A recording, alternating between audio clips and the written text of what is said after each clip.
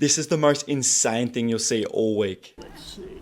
Oh, that's looking good. This is inside the nest of one of Australia's 11 stingless bee species, which are the only species in Australia out of the 2,000 native species which actually make honey, and they store them in little pots called sugarbags. Stingless bee honey is super important to Indigenous people all around the world, but especially in Australia, where the honey is a medicine but also a low GI sugar, so diabetic people can actually have stingless bee honey and not spike their insulin. And the propolis from stingless bees can be used for things like sealing the didgeridoos.